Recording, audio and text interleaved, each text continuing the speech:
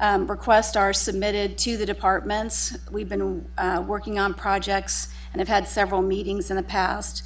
Public Works usually comes to the standing committee in the fall and presents their ongoing projects as well as future projects. We've also had departments submit their information to us to amend the CMIP, the 5-year plan, and we've had one public hearing back in March. For the last month, we've been working with the County Administrator's Office on reviewing all of the projects that have been submitted. And now we're at the commission review portion of the process where we're presenting the information to you to review and comment on any of the information that's provided. The final step of that will be when the capital budget is approved along with the operating budget in July. Did just want to note, we do have a couple of changes from that we're looking to put into place. One, in the past, normally you have approved all the capital projects with the budget, and then in the fall we would come back with an additional authorization on all of the debt projects. This year we're changing that process. Our intent is to include all the project descriptions in the budget document this year so that when you approve the budget in July, you will also be authorizing all of the debt projects. So that will be done when it'll all be one process instead of having two separate processes in one document. The other change that I wanted to note is that for the 2021 budget, we are actually looking at starting the CMIP process a lot earlier. As soon as we approve the budget in July and August, we're going to start working on the next CMIP process so that we can have more time. We want more time to be able to review the projects and do a more thorough look at what's being done.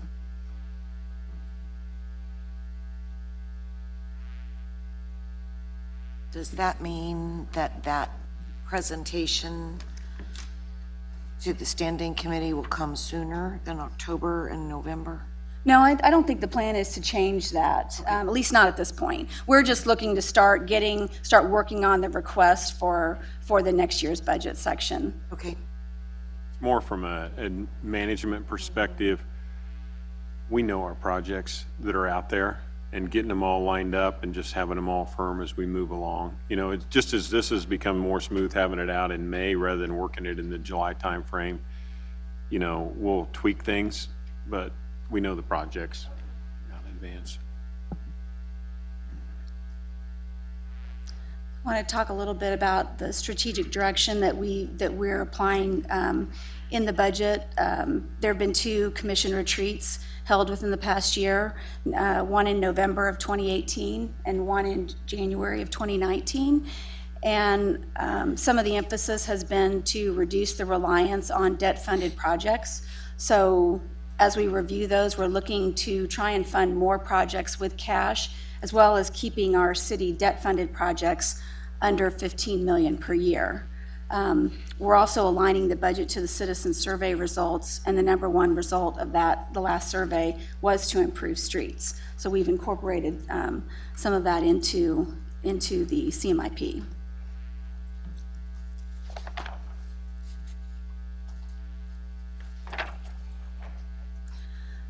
So this graph just shows CMIP projects over the last 5 years or 6 years, 2015 through 2020.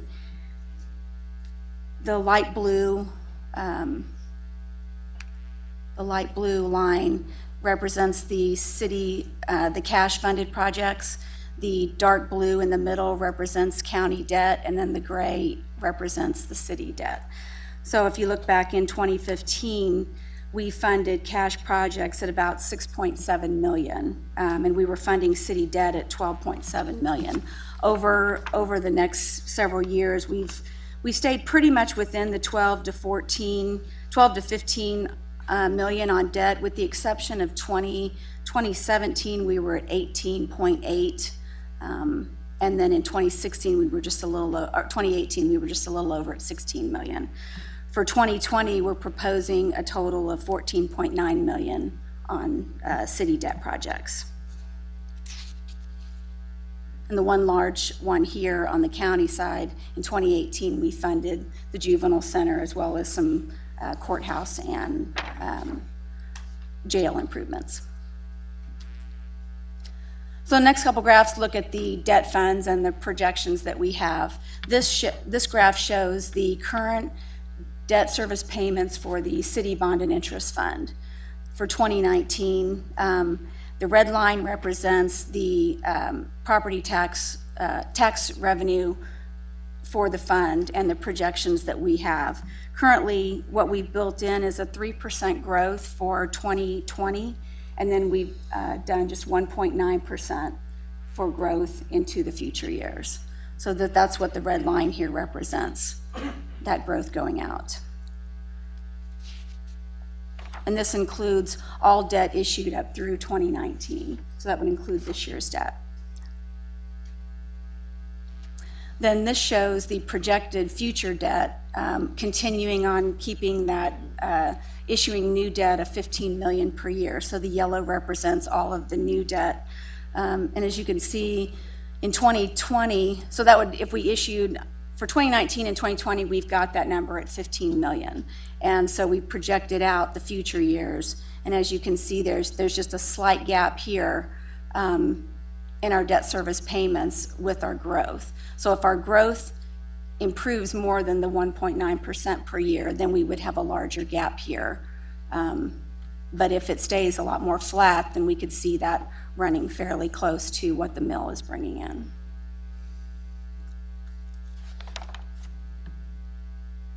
This is the county debt, bond and interest fund.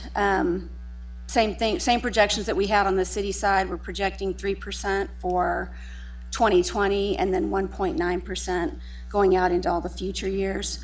You'll notice here in 2019, our revenue is below the total here, but we believe that with fund balance, we'll be able to we won't have any problem making those payments. One of the assumptions that we did when we did the juvenile center debt, the idea was that we were going to transfer savings from the county general fund, the savings from the farm outs, inmate housing, to pay for the debt. So we've got those transfers built in there.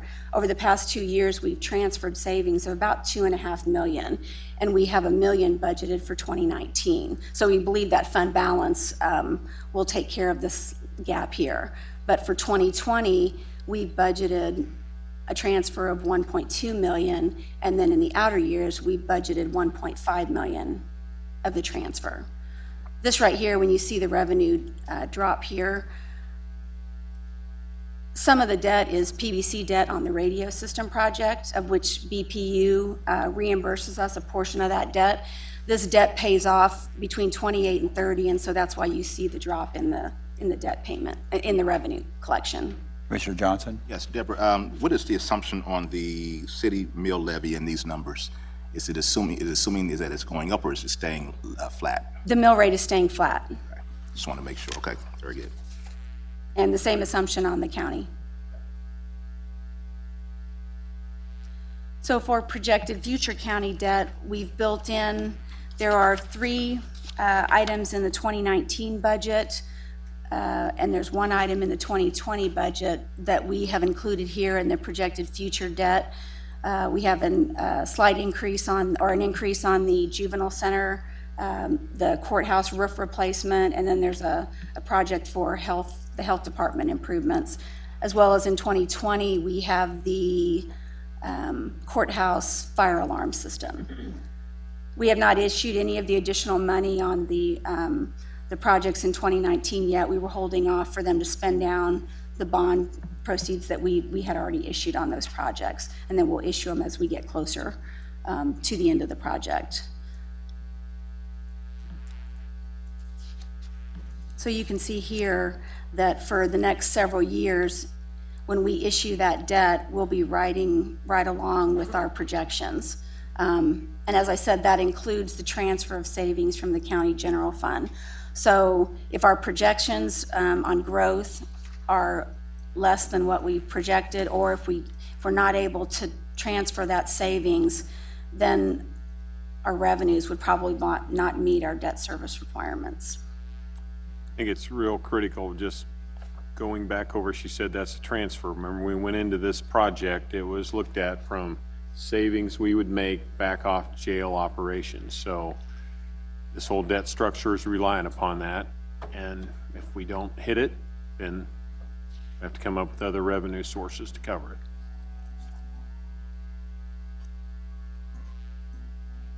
The next chart up here is really indicates the work that we have to do coming up, because you can see as we've built the proposed budgets that are before you for 19 and 20, we have a debt structure for our infrastructure and facilities that stays below that $15 million mark. The problem I have in trying to do facilities going forward is that I can't build new facilities and continue to do the infrastructure and not have any additional money. So that's where you see the line bump up in 21, 22, 23. So as we've gone through and worked with the departments to structure in, adding, and really the difference, you don't see a big change in the infrastructure line. We're trying to, Jeff would like to increase that, and pretty much have left him flat or going down in regard to that, and trying to see what we can do more in areas of cash and other areas to come up with that. But then to layer in a city project that comes in with the facility, you put in a $5 million project, that puts me $5 million over. So looking at when you, I'll say after tonight, because we're not focusing on the 2021 and beyond right now, but it's starting to look at those as you look at the out years as we come into the 2 weeks from now. We either have to look at a solution to say we're going to come up with revenues or different revenue sources, or not do the facility projects or push them out in a different way. Yes? Question, I heard you say, as we watch the facilities debt rise, projected rise, if you have an additional $5 million project, then that adds this $5 million to debt. So what you're showing us here are projects that aren't already planned for, or are? These are projects we have not committed to. Okay. These are projects that start out in year 21. So in going through the sheets, when we look at our 5-year CMIP plan, Right. and for projects in 2021, I have a little over 21 million worth of debt in order to do all those projects.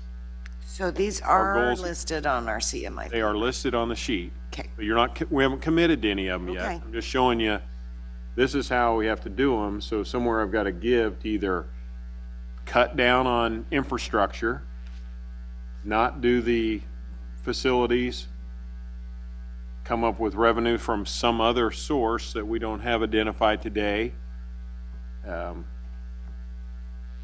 or increase the amount we're putting to debt. And that's, as Debbie just went through, she showed us that if we stay flat, no increase to our level of revenue, and they've got fairly conservative numbers on that to say if we stay right at that 17 mils that we take out of debt every year, it's going to be worth more every year, and it could bump, but it's not projected to bump this much, but it'll move up some. So it's a matter of not an immediate issue. I don't need it for a decision to adopt our 2020 budget, but we have to look ahead to it and say, is that really what our plan is for 21, 22, 23, and what direction we want to go with it? And that's what you said about starting capital early. We got a pretty good picture about what needs to be done, and we can plan these out, and we can take the time to plan for them. So this isn't a decision that has to be made. I mean, if I put that CMIP in as it is in today, then it just shows we have to come up with a new solution before next year, or accept that we're going to have more debt. So just highlight this point, that the budget as it's presented, or the CMIP as it's presented, will fit within the parameters you set for the 2020 budget. It does not fit within our funding parameters for 21 and beyond, and we will have to do some work on that.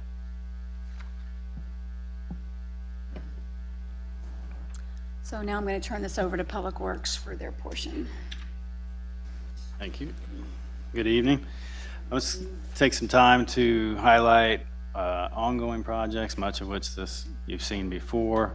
Then we will hit on new projects and spend a little time on street preservation, and then an unfunded list of projects like you've seen before. Jeremy Rogers is here to speak to there's 3 or 4 Parks and Rec slides, and so we'll get started. Again, these are ongoing projects. These are the more significant ones. These are primarily ones that transcend multiple years because of the nature of the work, the scope, the complexity. Leavenworth Road, we've seen this several times. Great project, adding walkability, wider driving lanes, bike. Been a really solid project. This first phase is like 3 miles long, big project. That one finishes up in June this year, so time to celebrate that project. Phase 2, utility relocates will start this fall, major construction next year, and then finish that up in 2021. That one's about 1 mile long total. It's about $22 million of projects. County engineer and Dave Clark, project manager, have done a fine job of managing this project, I think. Wastewater projects, I know we've reported here recently to Standing Committee on the biosolids, but Walcott, that is out off Walcott Road, just west of 435. That project will address long-term needs out in the west and also lighten the burden on Plant 20.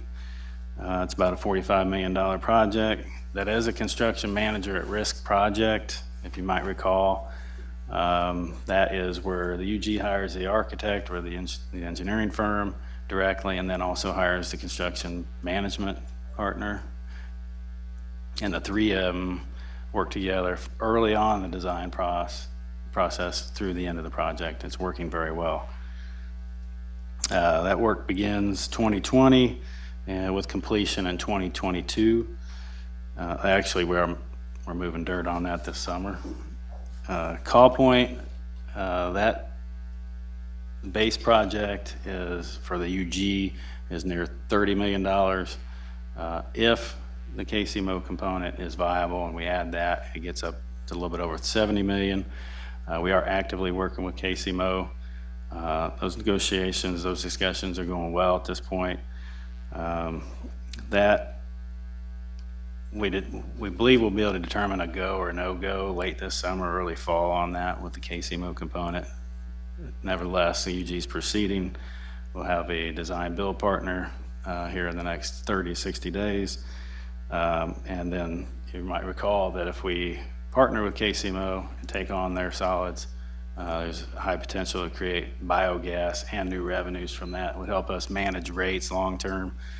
So it's a pretty exciting opportunity. We'll complete that project in 2023. Kurt Winters and his team are doing a great job of managing these. I-70 and Turner. This is an example of sometimes you just have to keep applying for those federal dollars and it eventually works out, right? So UG, KDOT, KTA applied several times, and last year were awarded $13.8 million from the federal government through the Bill Grant. The mayor was engaged with Secretary Chow last year at a meeting, then Senator Rand engaged as well. So that's a great project. County engineers actively working with KDOT, KTA to select an owner's rep. That owner's rep will be on board very soon, and then shortly after to select a design build partner. Construction will begin early in 2020 and finish in late 2020. That obviously is a smaller footprint interchange than what we currently have. It's going to open up a lot of area for large development. Memorial Hall and Jail Justice Center complex. John Kelly actually gave me a tour of the Memorial Hall HVAC system last week. It's very impressive. It's amazing how they fit this new system into that building, state of the art. UG's invested heavily in the Memorial Hall the last decade.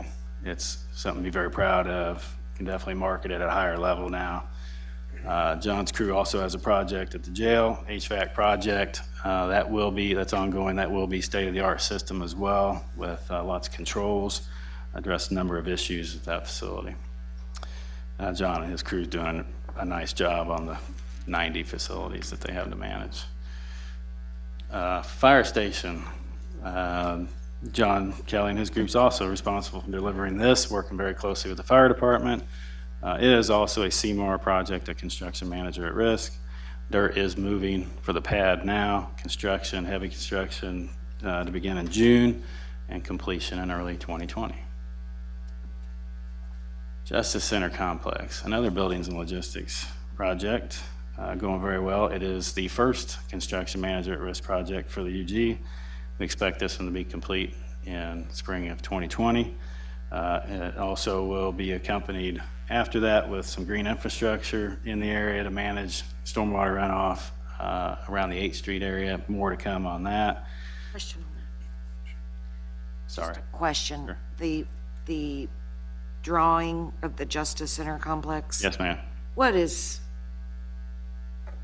From what direction am I looking at that? That is Ann?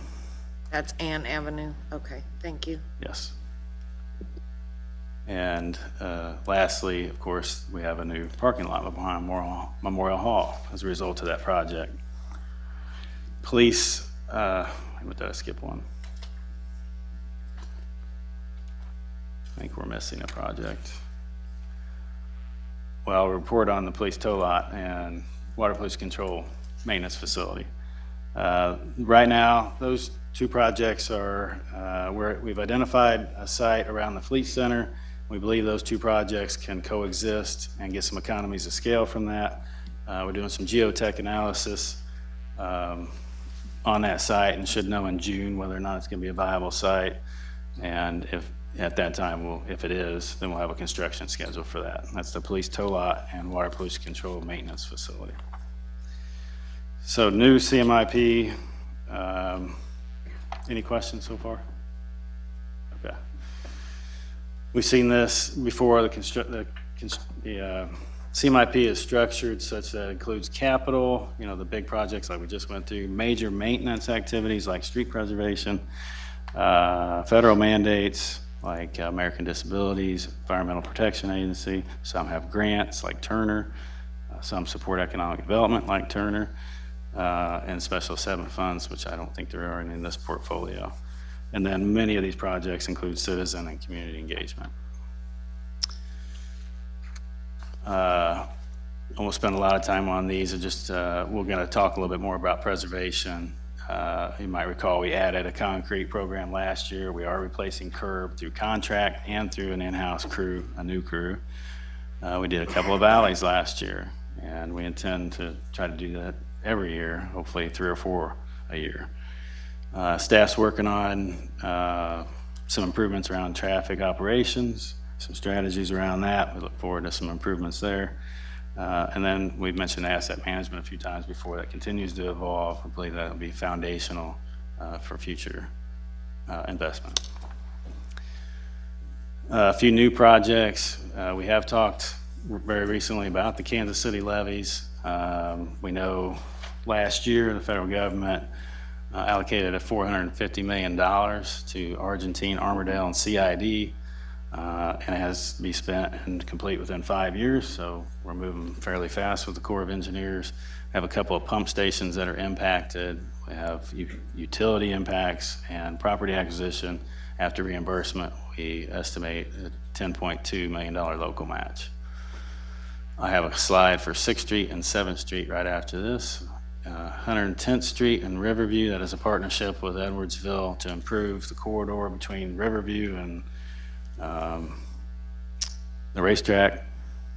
So that'll be a good project. That's in 2022. Armourdale sewer separations, that is sewer separation. It is to improve localized flooding and reduce CSO volume between 12th Street and 14th Street. 6th Street, this is sort of that better block concept. This is to make better use of the right-of-way and paved area, promote community and walkability. It's primarily striping, but does include some hard infrastructure improvements. 7th Street, Central Avenue, we received $1 million grant, $2 million local, geometric improvements. If anybody's driven through this in the AM or PM peak hours, it can be kind of tough. So improved turning movements and radii, signalized improvements, and then lane and roadway configuration changes. Parks and Rec, I'll let Jeremy hit that. Good evening. Here's some of the projects that we're working on in Parks and Rec. Providence Medical Center Amphitheater parking lot needs redone, and it's a pretty large total is $480,000, so we're requesting $240 beginning in 2020. Restroom replacement, as you guys have known, I've spoken with before this group many times. We're trying to rehab all the restrooms in Wyandotte County. We have 44. By the time this end of this year, we'll still need to do 37 of those restrooms. So that's an ongoing issue. Last year, the West Shop out at Wyandotte County Lake, where we housed many equipment, tools and whatnot, it burned down. So we have to replace that, and that's going to be about $175,000. We are going to start constructing that later this year, in this fall. Jeremy, Yes. I know that I'm sure you've covered this before. On the prefab units, do they have the same longevity as, or are they actually cheaper too, because you can more easily replace them? They're much easier to replace and to maintain. Okay. It's a very simple concept. It's a concrete building. It slaps down on top of the existing. We do have to do some modifications, but for the most part, we can do that in-house. So it's a very simple concept, very cut and dry. So. Thank you. We have to replace the HVAC units at Eisenhower and Parkwood. Both those buildings, we are limping by on those, so those need replaced sooner than later.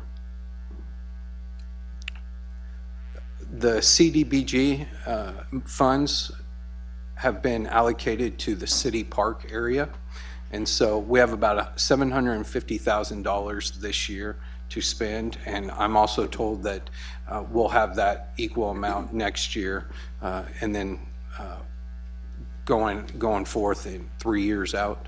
Yes, ma'am. Are there water fountains at City Park? No, there Can are we not. use CDBG money to put water fountains in at City Park? Yeah. We do have access to water, so we can attach water to the restroom facility. And we're proposing to put in 3 new restrooms there. With water fountains? Yes, ma'am. Thank you. We're That- going to get $750,000 twice for City Park only? Correct. That's the next $750,000 that we get next year will go towards Reagan Park as well as Clifton Park.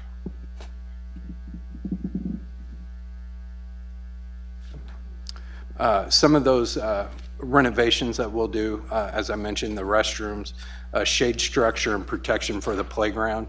The current playground out is in right field of field number 3, and so it can be pretty dangerous. So we have to add some protection there. The entire entrance into the ball field area needs completely redone. It's collapsed, drains have collapsed, so we will redo that entrance, clean that up, and then also shore up. So when it rains, field 3 ends up down in the drain, and we have to scoop it back up and put it on the field. So these improvements will take care of that issue. Right now, that project is, question? Oh. Okay, yes, this project is currently on hold. We're required to do land survey by the Osage Indian tribe. They're requiring us to do some land surveys there. So. Senator Johnson. Thank you, Mayor. I'm going back a slide to the restroom, these prefabs. And this is probably not the right time to ask it, but I will have forgotten when the right time comes. And I've got one over at Heathwood Park, I think already, and so I appreciate you all putting that in over there. What I'm hearing is that they're not always open when people are there. And so is there a process that has to happen when persons are using the park that they can get access to these restrooms so they can use them when they're there? We open our restrooms somewhere in the middle of April 15th. This year, it got warm in March. Well, then it got cold again, so we don't open our restrooms to the public for freezing purposes. So unfortunately, we do keep all our restrooms closed. So it depends on the weather conditions. Right. And then once it warms up, do these remain unlocked? Yes. All 24/7? Yes. Okay. Okay. Thank you.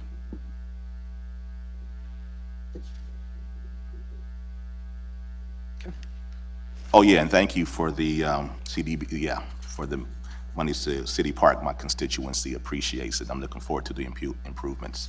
Thank you. Absolutely. I'll pass this back to Jeff.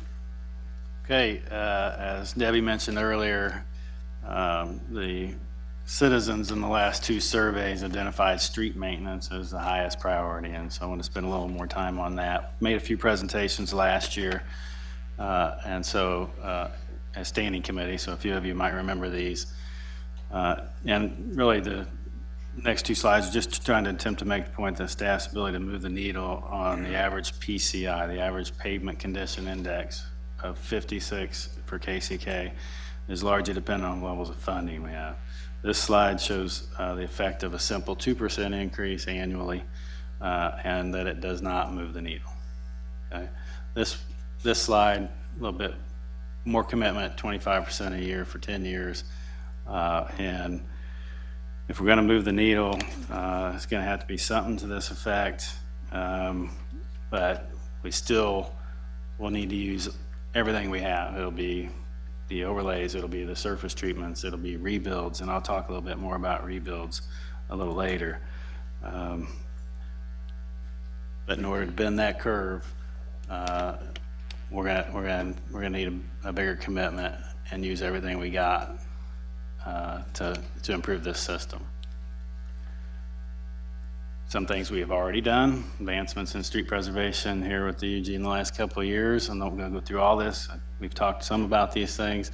One thing to note is this year, what we want to do is use that data that we've discussed in the past to help street maintenance work in advance of street preservation. So use the data, use Lucity, our maintenance management system, do work out there in the system in advance of the overlays and the surface treatments, and try to be more effective with the dollars.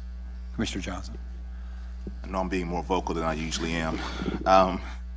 Remind me and those that are watching, the overlays that you did on Quindaro and on Metropolitan, was it last year? That was last year, right? Have you done any data on them in terms of how they're holding up and how the wear and tear on that is being handled right now? Yeah, it's going And is that part of this right here? Yeah, that's the microsurfacing. That's the thing we had not used in the past, and we plan to use that more in the future. We'll use those types of applications along with the overlays, and we'd like to do some rebuilds, and I'll show you an example of a rebuild. With the street maintenance, that's the street division out there doing work in advance of that street preservation. We're working with staff's kind of internally working together, and then working with contractors to figure out how we control contract mobilization costs. And then again, we started last year replacing curb through contracts and through our new crew.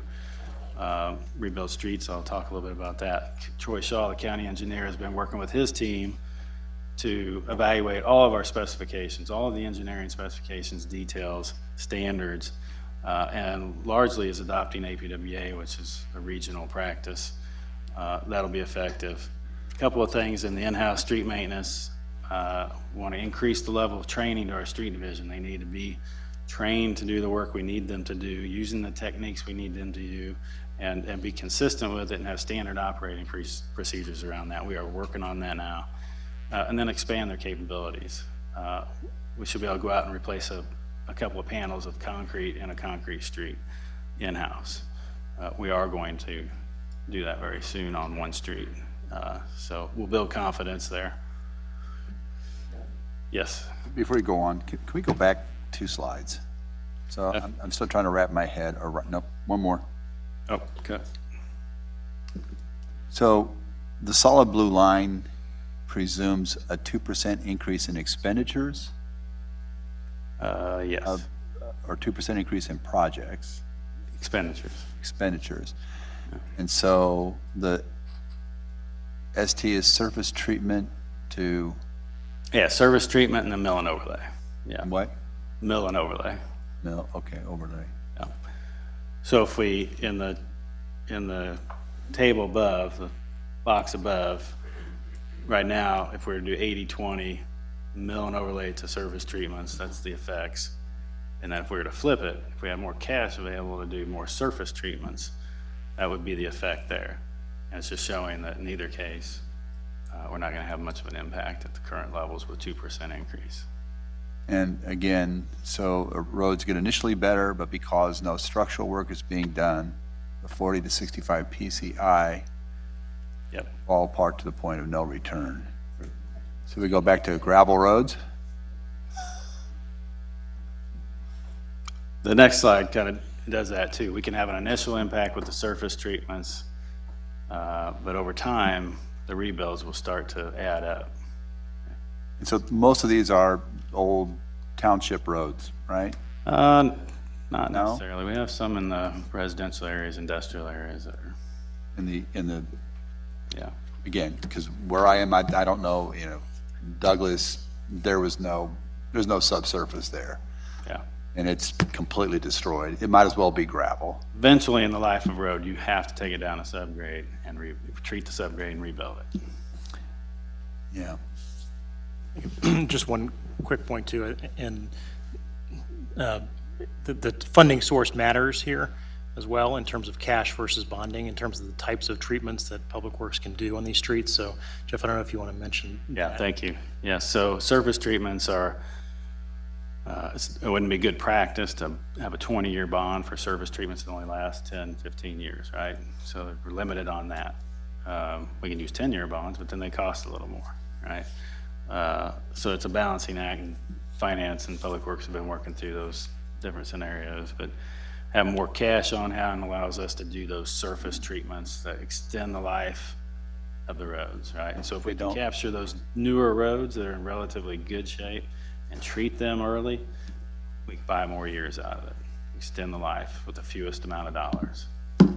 So what you're suggesting is if you're going to go down to the subsurface, you're really going to bond those. Yes. So those much more capital improvement.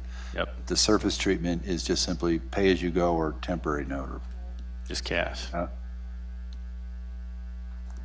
yeah, just cash. Something else?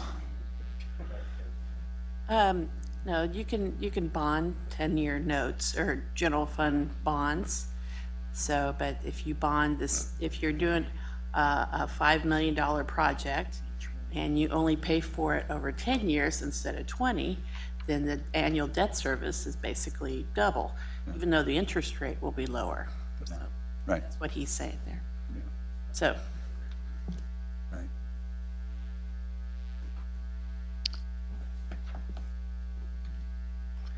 Okay.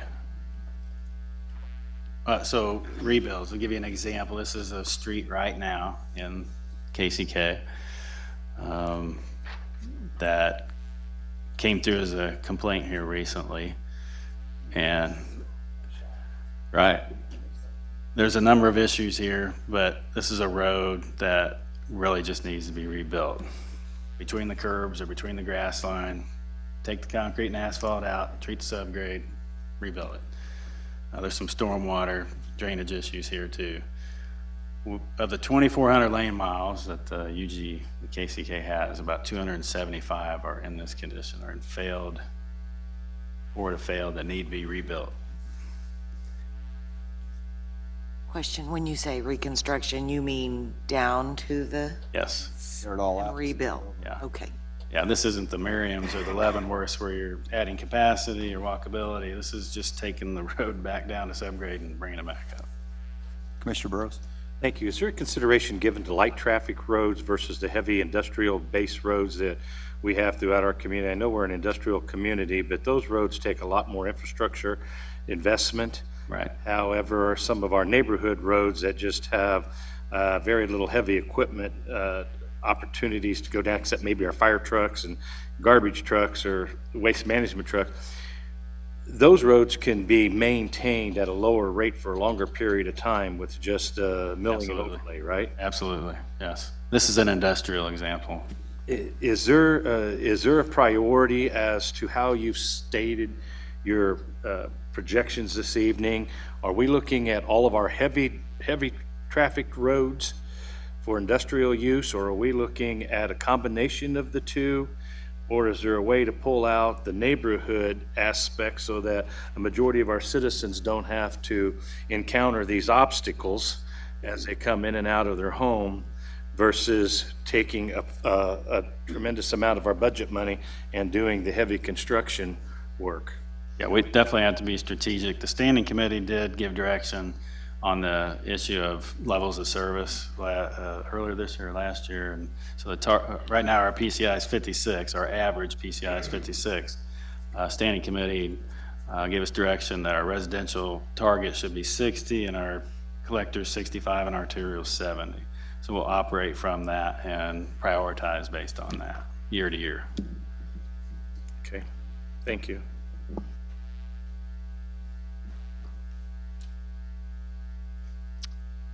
So this is a list you've seen in the past. I don't know that there's been a lot of movement on this. We've added just to continue the conversation, the annual street preservation is in here as underfunded. Chrysler Road is actually the road we just saw. Yeah.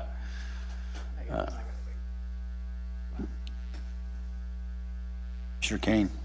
I was going to wait, but I can't take it. First of all, I think it's very important, Mayor, that you know that Jeff, Troy, Dave, Rob, and Doug have attended us at some of these neighborhood meetings, and I really appreciate it.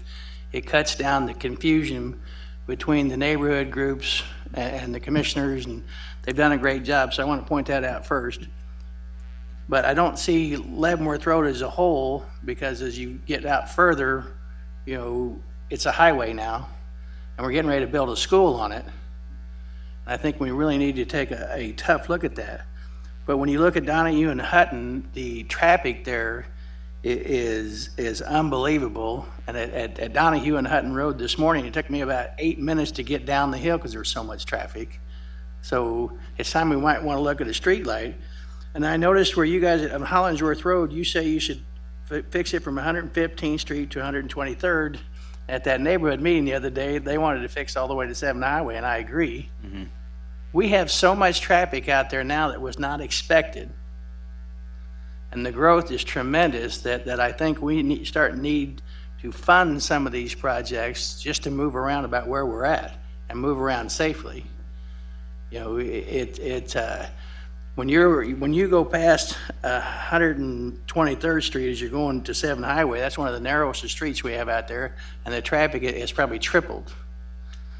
So I think we need to start funding these things, and we need to start taking a look at, and I think Commissioner Burrows said it best, you know, of the one, this would be a good one where we would do it and wouldn't have to worry about it for a while. And we just got the trucks off of Donahue here recently, you know, which is a big win. Lynn Melton really helped on that, but we have to start looking at this stuff and saying, when are we gonna fix it? I agree, and I think that there are streets all across the county. You know, I look in Turner, and I know that we've been waiting decades for improvements to some key roads.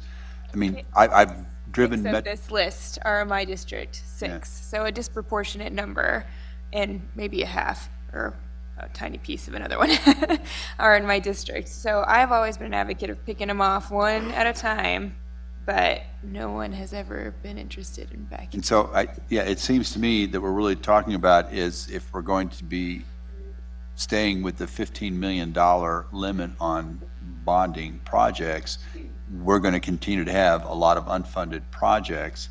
And, I do think there's a way in which we've seemed like we've always been behind the growth and tried to catch up, with our infrastructure. And sometimes we bring the infrastructure and it generates the growth. I think we've always played catch up.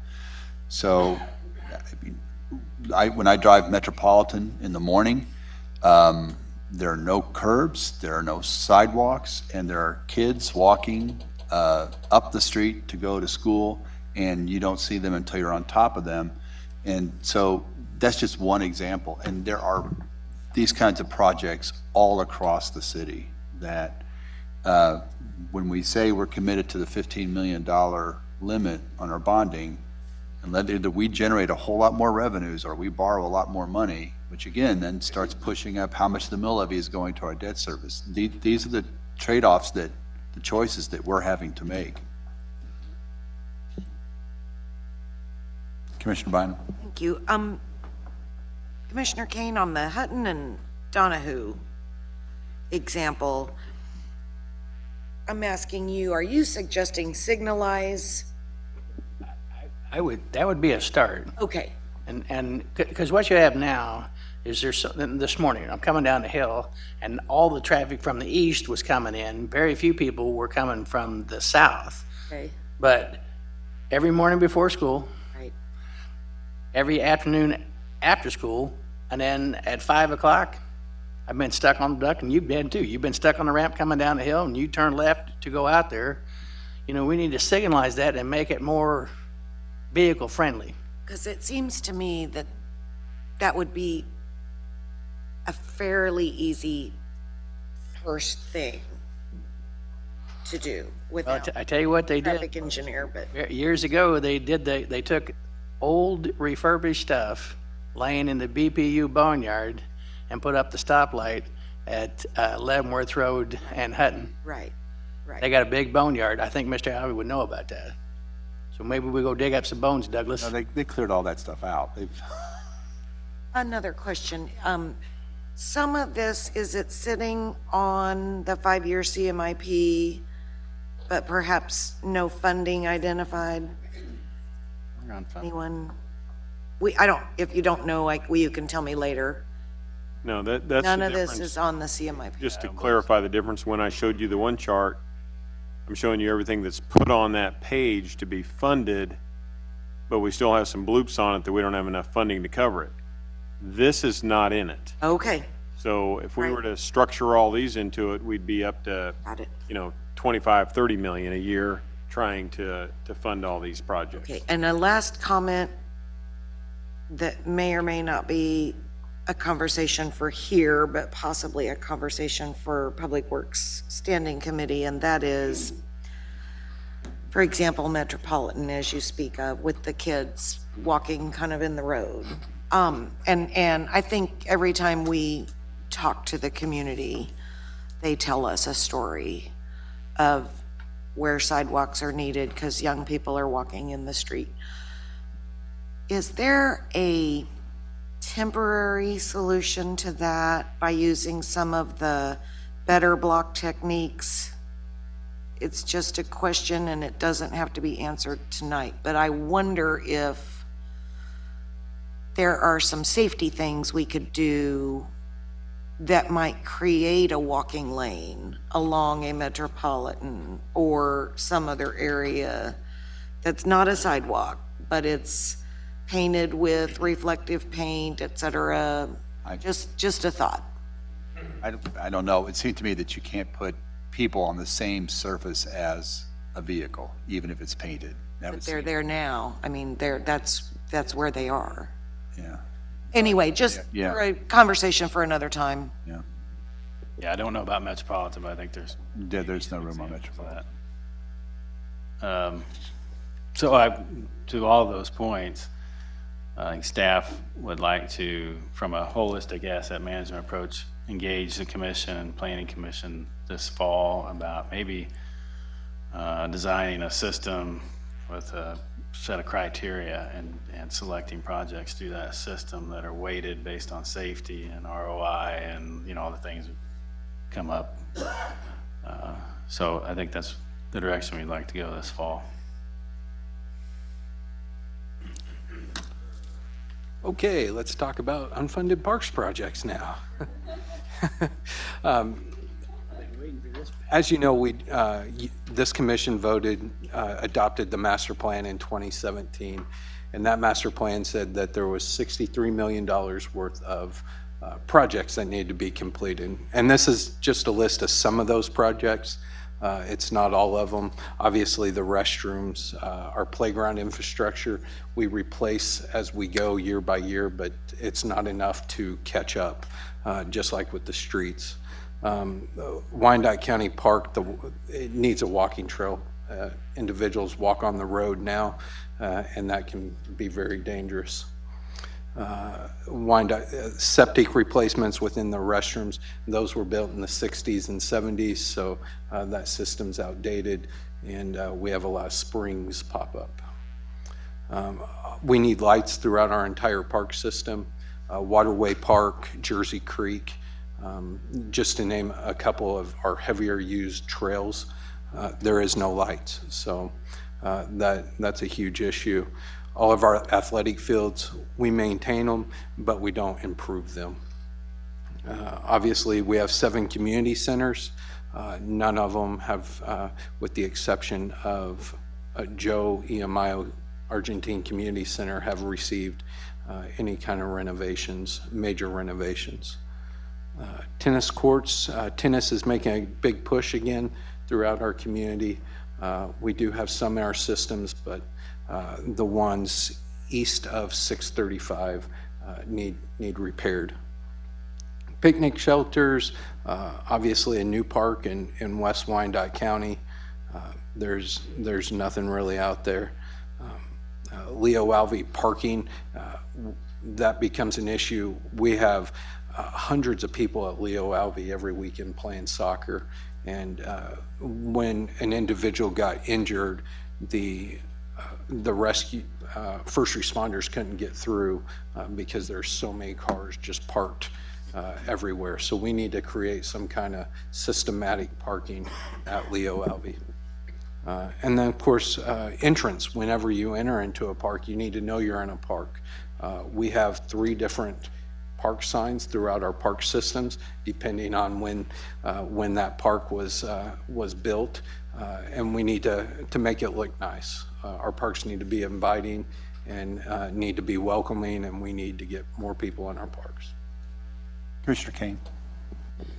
Well, here we are again. Is this my 15th budget? And so for 15 budgets, I've been saying we need a park out west. And yet, we're going to spend, and I think it's great, because that's where I hung out as a kid, City Park, $1.5 million at City Park, and that's fantastic. But, you know, last year, we didn't even put money set aside for the small park that's going to be next to the fire station. So we need to do that. But Douglas, Harmon, Wyandotte, and Eisenhower all have multi-use things. I think it's time for you and I to sit down and talk to the Piper School District as they build the new property to see if we could put a small park inside their property and coexist like we do with the community centers. You know, they got it at Eisenhower with the water park. They got the futsal court at Harmon, and the same thing, they got a futsal court at Wyandotte High School. So there's no reason why we couldn't cohabitat with the Piper School District. Like, my wife goes to Eisenhower every Wednesday night to do the ceramics. So they've got the property, maybe we supply the equipment, and we share, you know, the cost of keeping it up and running is something that we haven't thought about. But that is a complaint every single week, just like the fire station was. So I think it's time we do something. I think it's time we set money aside right now for that park, the small park that's gonna be next to the fire station. I don't want to have the fire station built and nothing but grass there. And I think poor planning on our part when that fire station is done, we should have everything in place to complement that very expensive output that we're putting out there. Commissioner Bynum? I'll agree with you. The plan was to include a park space with the fire station, correct? And we did also talk briefly with the previous superintendent about including something at the school location. It'd be nice to see something move forward for District 5. Is there any room near the Kane Center? Sorry. I mean, that's a North of very the Kane active Center. place. There's an individual that owns some property that would hook up to the parking lot. That would be extremely handy, and he used to be a BPU board member. And he clashed with the superintendent. I see. But there is some acreage over there that could be purchased, Okay. and it's just perfect. I mean, it's right, Because that is a highly used center. yes, and this summer, it'll be used every day from 7:30 in the morning to 5:30 at night. And then it's used constantly for little pee-wee basketball players during basketball season. Then the school uses it every day during their lunch period. So I know Ann put out some, there's only 4% use, but that building's used nonstop. All it needs now is a great big sign on the outside instead of no sign on the outside except a little bitty one. That's my next thing.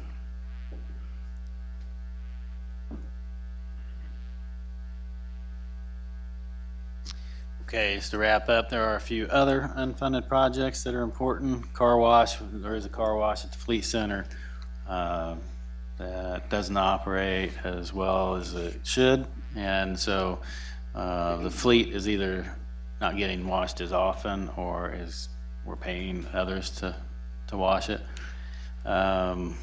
Police headquarters elevators, CSI lab, maintenance facilities, underfunded, and Strawberry Hill Revitalization Program, that is born out of a need for streetlights and evolved into, we did a couple of examples of what you can do to not only improve streetlights, but walkability and parking and that kind of thing. So there's a proposal in there, it's unfunded. And that wraps up our portion. There you go. Thank you for the presentation.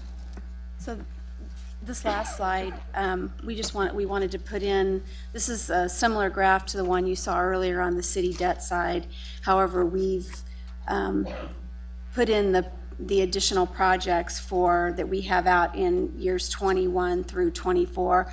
The graph previously showed 15 million in additional projects. This graph shows the CMIP as it's currently in the document. So in 2021, there's 22 million. In 2022, there's 20 million. And in 2023, it's 24 million. So those are, we've done another graph just to show the impact. You don't notice a whole lot in here, but the gap does get slightly smaller out in these years, starting in 2022. I thought that was important to show. Just leave that up there, Debbie. I mean, it shows that if our revenue continues to have some increase each year, we could fund it under that type of debt structure, but it clearly starts to issue more than 15 a year on an average in order to make that happen. So just wanted to show you how that does work as you go to start to look at the all the projects in the out years. Why don't I know we have a couple other things to hit, but why don't we talk about the project sheets first, Debbie, so you can explain, just as they're looking through those over the next couple of weeks. So if anybody needs a copy of those, Eric's got a copy of those for the debt and cash. We can get them in front of you. But let's talk about send them so they can see changes or whatever without going through page by page, just kind of an overview of what's in that package. Give him a second, he'll get them out there.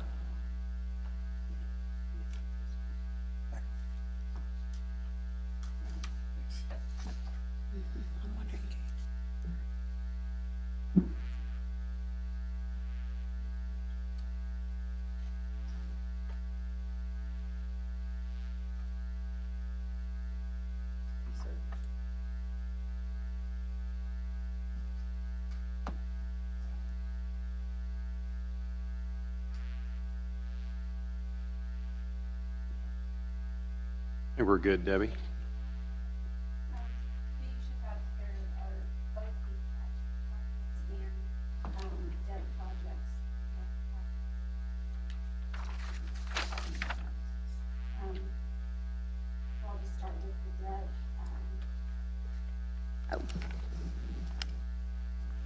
So you have a debt projects and the cash capital projects. So on the debt section, I guess maybe I'll just note page 3 lists the total on the city debt, which we've been referring to. So you can see that 2019 is 15.3 million, and 2020 is 14.9 million, and then we've got the projects in the outer years that I just talked about related to this graph. And then it also lists all of the debt projects related to the sewer system, the stormwater, as well as the Public Building Commission projects that we talked about.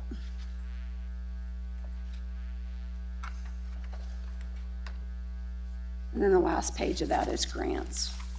Each one of these, on these projects, there is a column for new projects. If there's anything new that was not previously in the CMIP, as well as there's a column, the MSF means multiple source funding. So if there's a project that has 2 sources of funding, possibly debt, maybe there's a grant related to it, something, that box should be checked. As well as it's got the department priorities and the rankings for the projects.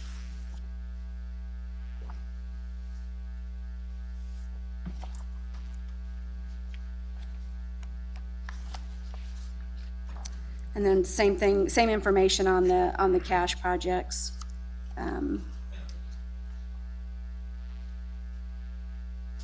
This one has a fund, a total by fund, as well as a department total within each fund.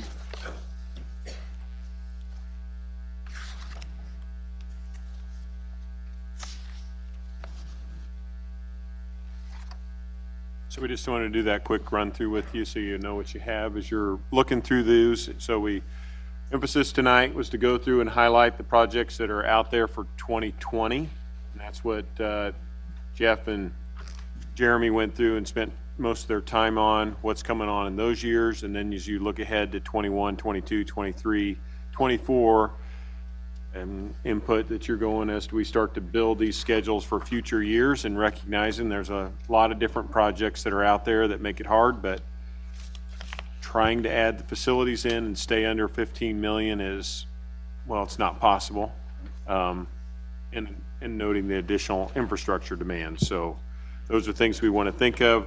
As I said, we don't necessarily have to make changes to anything in 21 and beyond at this point, though we are setting a road plan framework for what we plan to do in future years, and need to think about whether that's feasible to do what's up here on the chart and fund what's here, or alternate other things in here, or take them off and say, no, we're staying at 15 million and make sure it stays clear that way.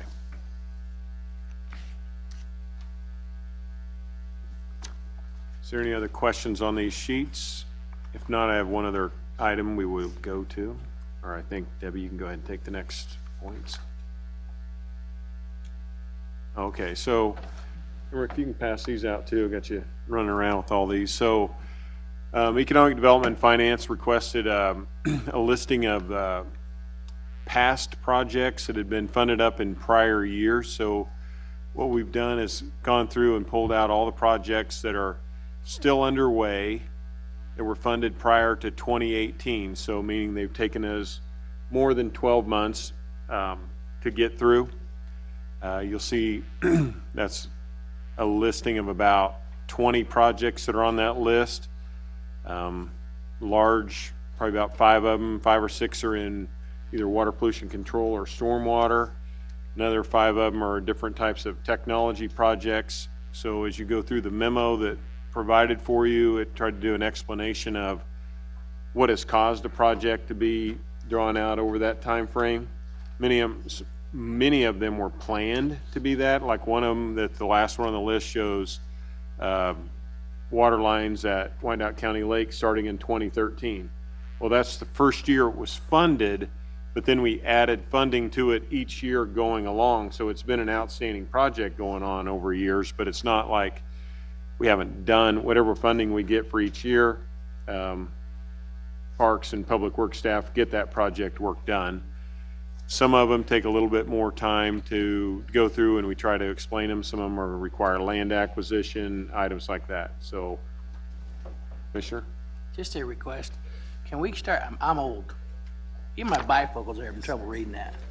So could we next time make it bigger for us old folks? You younger folks can do what you want, but us old folks need a little bit bigger. Thank you. You do have a electronic copy has been sent to you as well, so we can get it. Well, it can be. We can have staff printed out larger copies, but you do have it has gone to all of you electronically. Had to use a bifocal. We'll just give you a magnifying glass. Yeah, Just I've pass got it one of around. those. Question, when you say with greater than 25% of the budget remaining, do you mean remaining to be paid for? Yes. Okay. Well, remaining Remaining unpaid.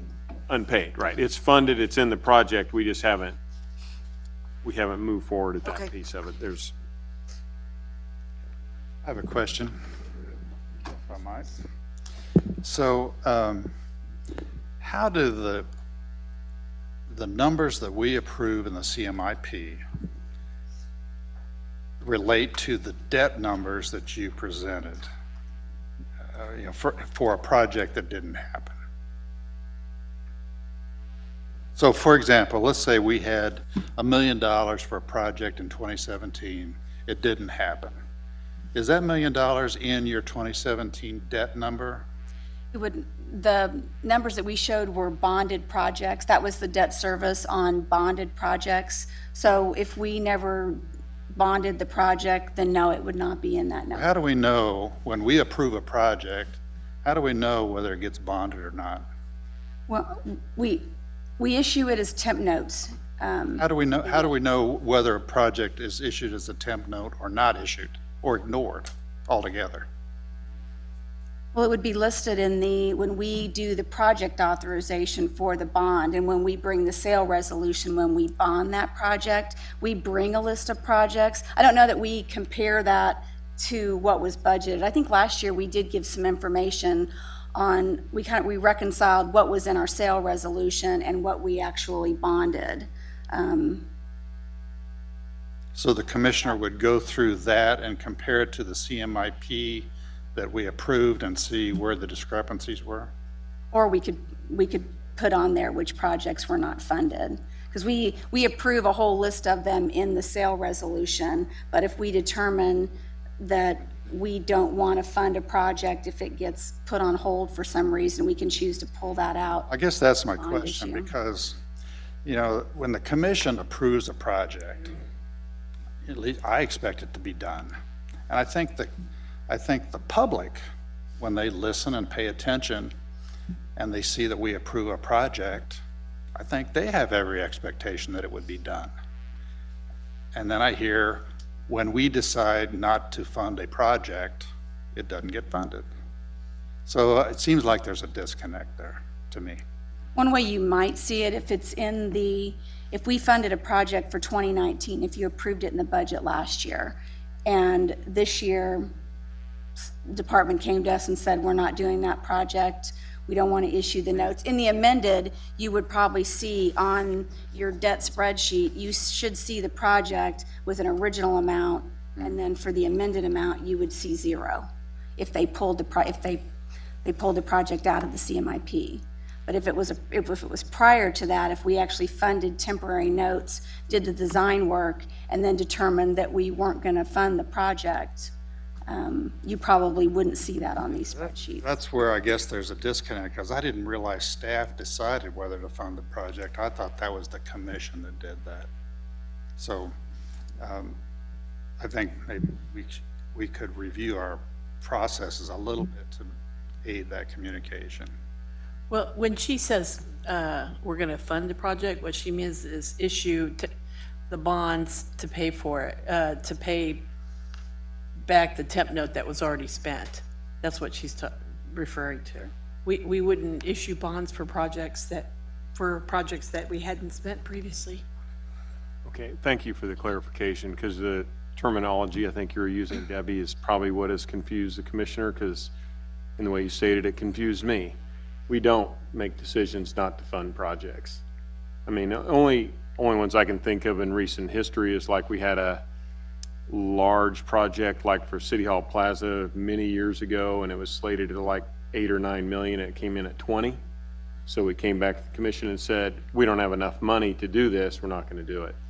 But funding, you're talking about the transfer between the temporary note to finish the project versus rolling it to the bond. So our typical process, Commissioner, when we come out is we'll decide we're going to go do this road project. And we'll start on it. And this list is a good example.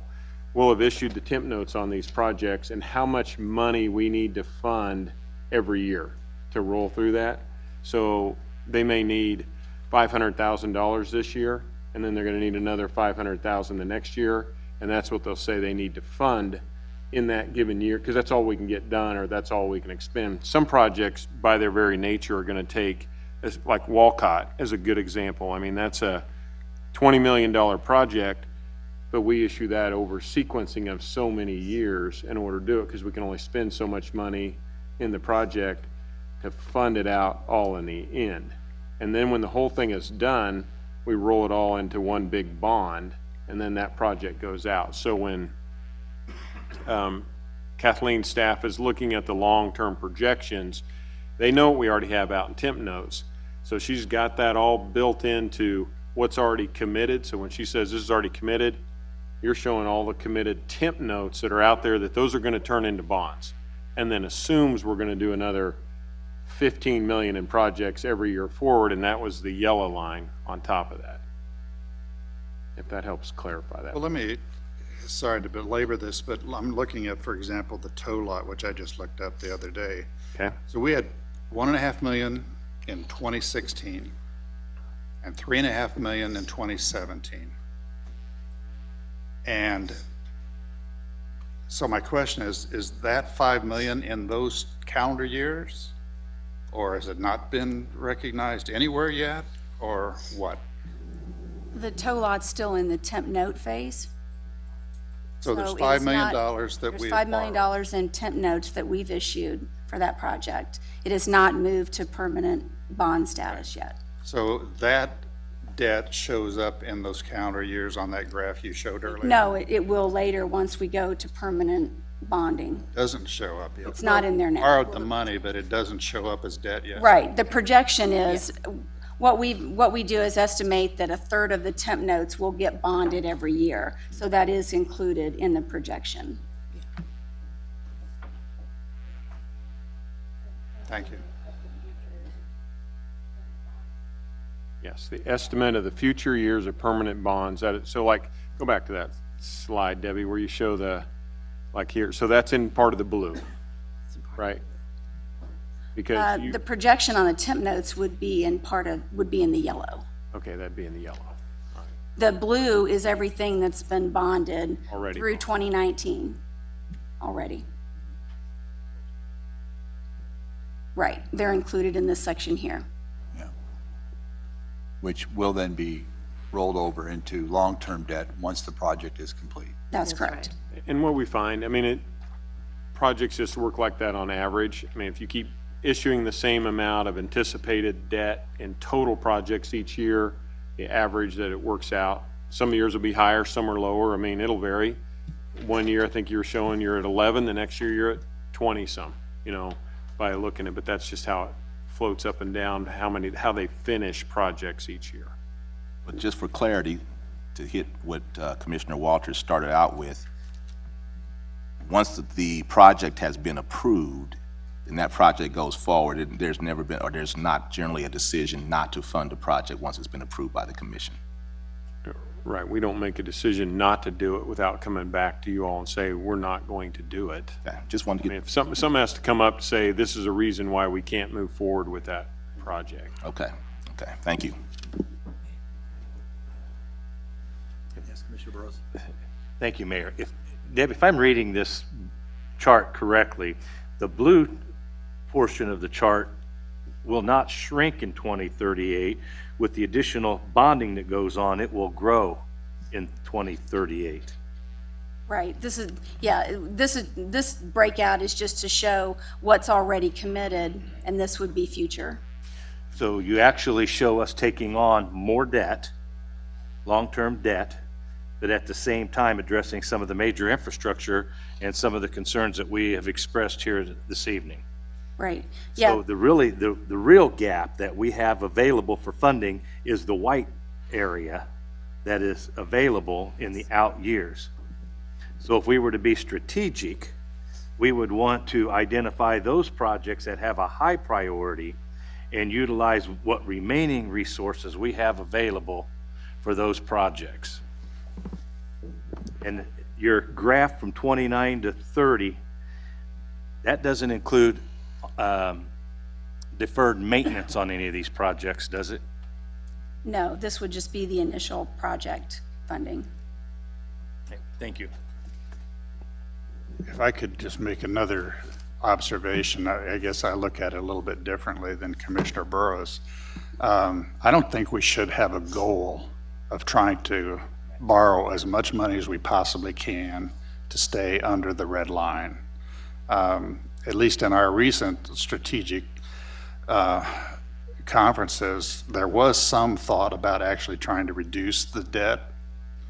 So unless we just give up on that goal, I think we should be trying to look at ways to reduce the debt, because it's becoming a bigger and bigger percentage of the taxes that our residents have to pay. As we lower the mill levy overall, that mill levy does not lower, so we're paying a bigger and bigger percentage of our taxes just to pay off interest, which has some downside. And at the same time, as we heard, we have many unfunded projects and other capital improvement needs, especially street infrastructure, that unless we have the revenues, either through taxation or bonded, we won't be able to accomplish. So again, that's our trade-off. Commissioner Kane? When the next time we talk about this police lot, I want to see the numbers where it says when we start making our money back. $5 million is a lot of money, and I want to know how long it would take where we think we would break even, where we'd start making money.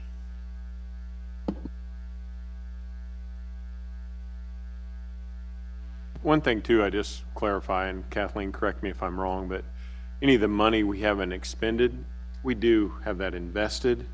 So if there's a positive and a negative, our temp notes are probably on that temp note, it's probably 0.75% in interest, or did we go up to 1.5% this year? But it's a pretty low. I mean, before I know we were less than a penny, so we were able to invest even in our conservative rates and stay fairly equal. So it's not like we're negative outside of, we are spending some money on it because we've had to do a lot of, and that's what we're doing now, is doing some site boring and testing on sites that we're looking at potentially buying to put it on.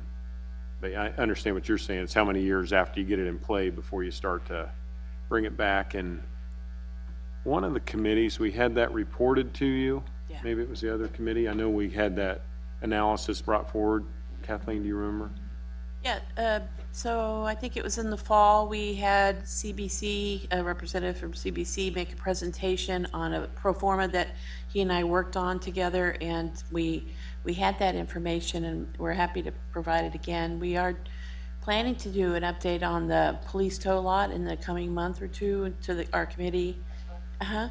And we're making progress. It's been difficult to find a solid real estate location for it, given the unique nature of the project.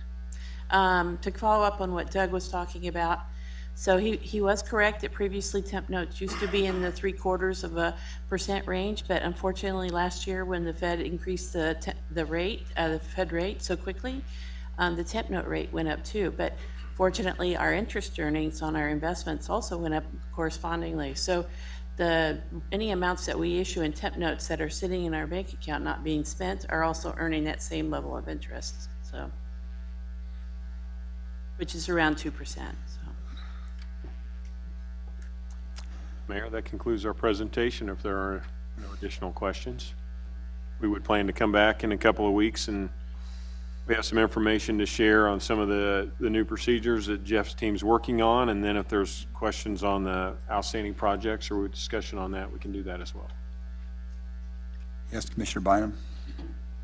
With regard to scheduling, so, I mean, I know we're moving into budget time, but that document with that schedule has not been produced yet. So if we look at this again in 2 weeks, it would be at a 5 o'clock special session before our May 30 meeting, correct? We have this scheduled on the 22nd. I believe we've had this on the calendar for Oh, okay. a while, and all the budget workshops are scheduled as well. So those should all be on our calendars. Should be, Okay, the 22nd, or whatever, whatever the Thursday is. yeah. Okay, Thursday, 5 o'clock, but no commission meeting that night, I don't. The 23rd. 23rd. Okay, thank you. All right, we are adjourned, and we will convene at 7 in the chambers.